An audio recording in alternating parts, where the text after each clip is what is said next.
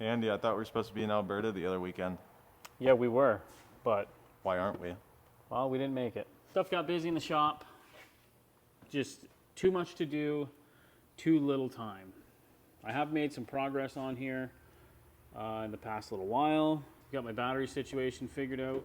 Had to order an O-Dogs dual battery tray because I don't want to play the single battery games. And about $300 worth of cable and fittings later, and it's there. Hey, but it looks sweet for $300. It does look sweet. I'm very happy with it. I'm happy with everything, how it turned out. You don't have to do... See, because I played the one battery game on my old Cummins. Yeah. And if I didn't have it plugged in the winter, it would not, like, it wouldn't even try. Yeah, It was not fun. I'm not interested in that with a 6-liter especially. No, especially with your Ficum that, like, relies on reliable 12 volt. Yep, no, for sure. You don't want to... Got the regulated return installed. I've got the FAS installed underneath. The blessed radiator, blessed intercooler. This nice piece right here. Gonna look sweet. Where can you get those at?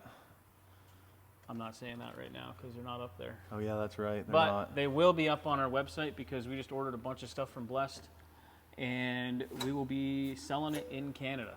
So, Coming soon. Little sneak peek of what's to come. What else have I done?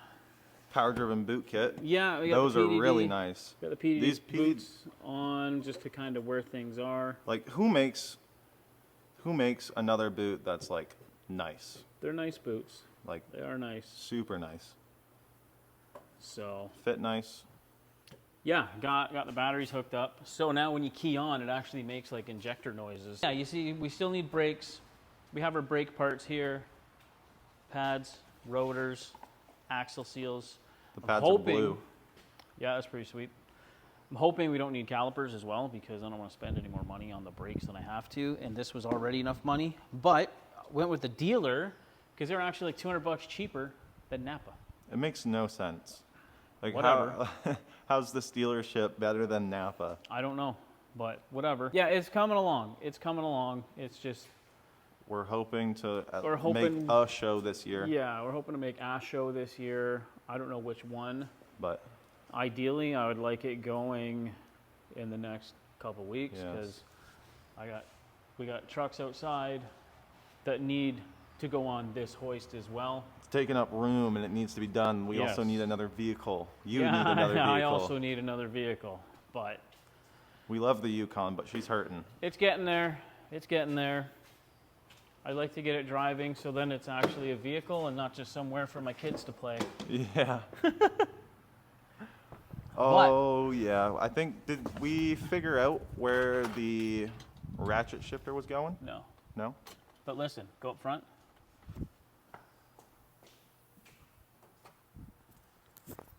You might have to put like, yeah, there you go.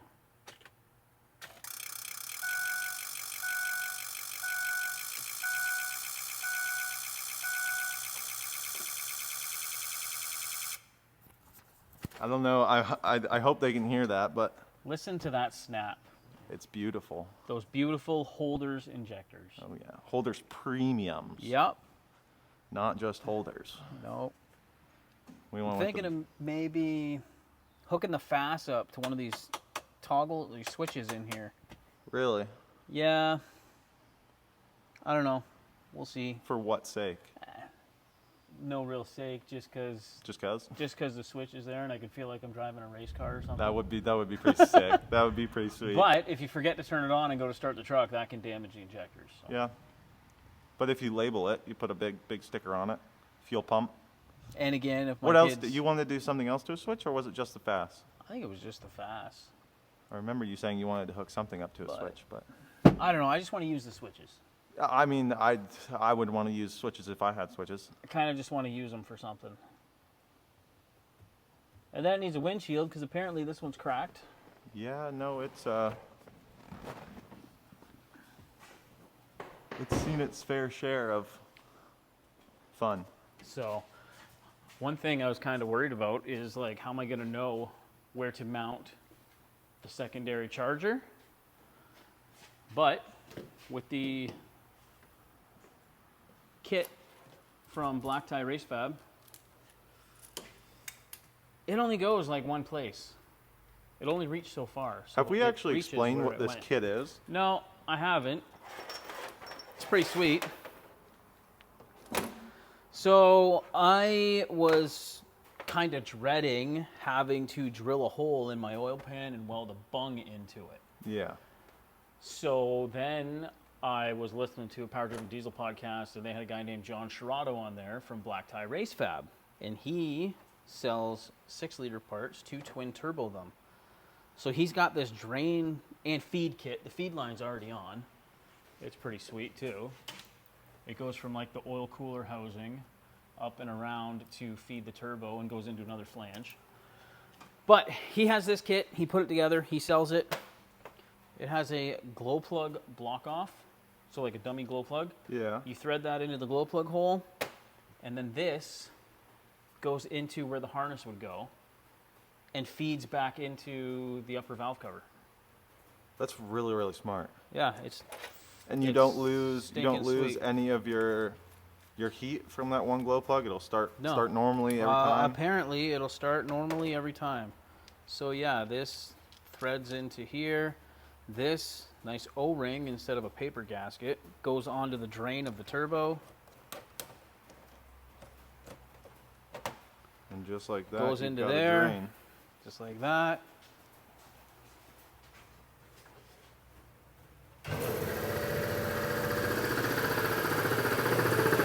It's enough for you. And just got to feel where the glow plug front hole is. Right there. And there.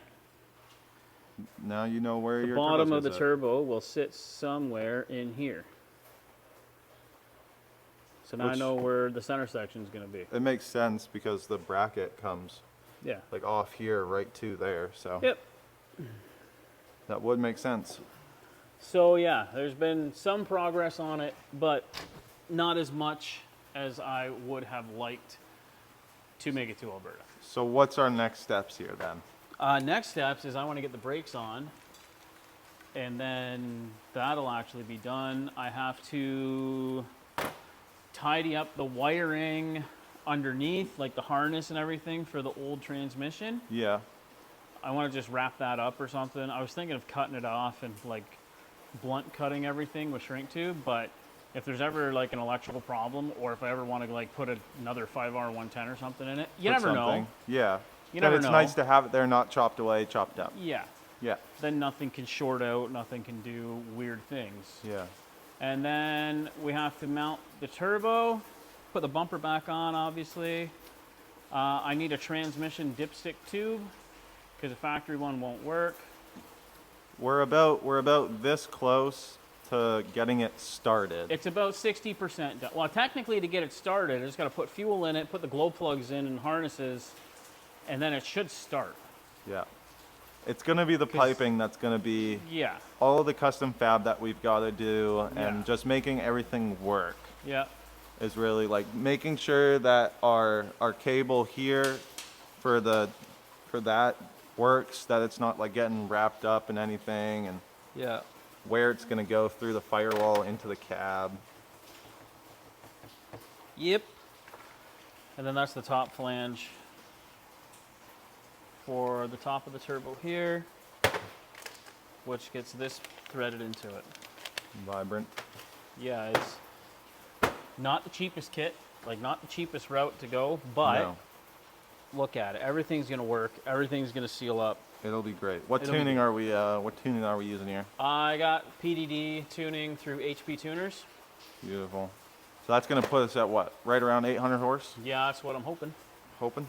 And a Edge Insight CTS3 to monitor stuff, and then the EGT probe expansion pack. Expansion. The expansion pack. Yeah. And then Hopefully everything goes. It starts. It hot restarts. yeah. That's then the big one. And then I had to get this, a 6-liter 100 PSI map sensor, because the factory one won't work with the factory one won't work because it doesn't read high enough. So this has to get teed in. So what happens if you run the other one? It'll get messed up because it won't read high enough. So this goes onto here, and then you have to run a hose from here down to the other bung there. Yep. So, And then it just works. and then it should just work. And then the insight will plug right into this. Okay, I see. Actually, no, you don't have to plug the insight right into it because it comes with an adapter to plug it right into the factory harness. Oh, beautiful. And then your factory harness will read the pressure off of this sensor. Yeah. You know, So- they make a lot of cool things for these 6 liters. Yeah, And, And people are starting to figure it out. Yeah. Like we were talking about this the other day. Back in your day, you could go buy a 6 liter for $800 that ran. Yeah, because they Now, were junk. Nowadays, if I wanted to go buy a 6 liter, I got to pay at least $3,000 for one that runs, and it's going to be a piece of shit. Yeah, I don't. Like it's not going to be a nice truck. Yeah. You could have got a semi-rust-free running truck for $800. Yeah. No, But for people sure. are realizing that they're actually really cool. Yeah. So that's going to be it for this video. Just kind of update on why we didn't make it to Alberta Diesel Day and where the truck's at. So thanks for watching. Hopefully you enjoyed it. And don't forget to like us on Facebook, subscribe on YouTube, and follow us on Instagram. We'll catch you in the next one.